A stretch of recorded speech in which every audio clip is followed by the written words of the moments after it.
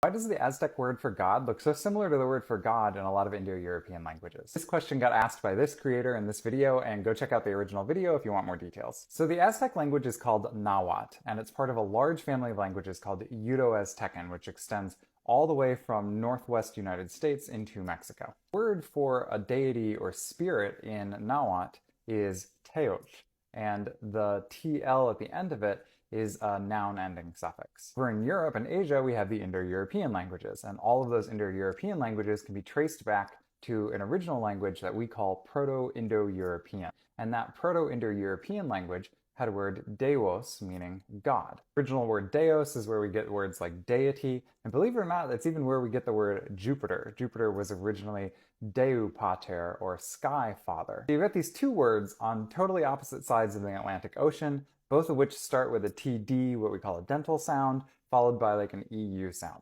Is this a coincidence?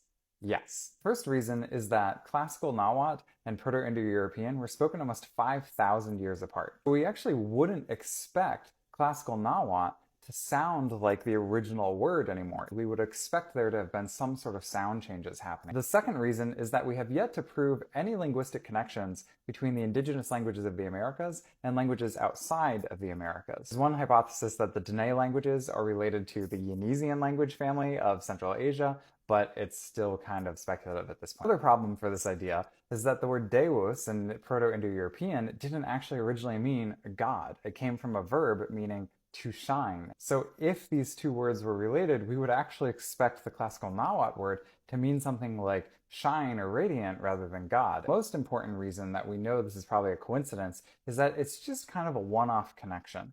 And in order to show that two languages are actually related, you need to show systematic parallels between the two languages. So we would have to see a T everywhere in classical Nahuatl that we saw a D in Proto-Indo-European. We would need these systematic correspondences between sounds in the two languages. Even then, that's not enough. It doesn't work for just one sound. You really need several sounds, like as many sounds as possible, to show these kind of parallels across languages. And you need to be able to do that for several hundred words before linguists will really accept those as proof of the languages being related. And finally, the T sound and the A and the U sound are actually some of the most common sounds in the world's languages. P, T, and K, and A, A, E, O, U are the most common sounds in the world's languages. So coincidences involving those sounds are actually extremely common. But ultimately, as fun as it may sound, they are just coincidences.